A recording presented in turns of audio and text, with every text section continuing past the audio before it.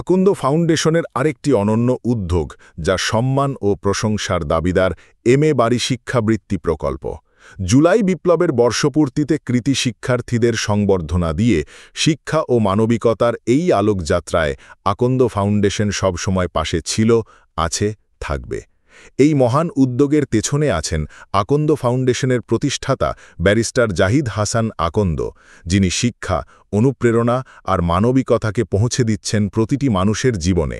Actually যে মূলভূত শিক্ষার্থীরা wait করতেছিলাম, আমি জানি, আমিও পিছিয়ে ছিলাম, আমিও তোমাদের মতন ছোট ছিলাম। আমি তখন বর্মি স্কুলে পড়তাম, আমার প্রাইমারি শুরু হয়েছিল বর্মি সরকারি প্রাথমিক বিদ্যালয়ে। তারপরে আমাকে এমন একটা বৃত্তি পরীক্ষায় অংশগ্রহণ করতে হয়। আমার মা ছিল গার্লস স্কুলের টিচার, বর্মি গার্লস স্কুলের। তো এই বৃত্তি পরীক্ষার জন্য আমার মনে হয় আমাকে এক্সট্রা আরো 1 মাস পড়তে হয়েছিল। এই মানে আমাদের শুধুমাত্র ক্লাস 5 এর বৃত্তি পরীক্ষা ছিল সরকারি পর্যায়ে, বাকি বৃত্তি পরীক্ষাগুলো ছিল না। আমার এই বৃত্তি পরীক্ষাগুলো বিভিন্ন অর্গানাইজেশনের যে বৃত্তি পরীক্ষাগুলো, ফাউন্ডেশনের বৃত্তি পরীক্ষাগুলো, এই বৃত্তি পরীক্ষার জন্য আমার অ্যাকচুয়ালি প্রতি বছর আমার পড়তে হইতো।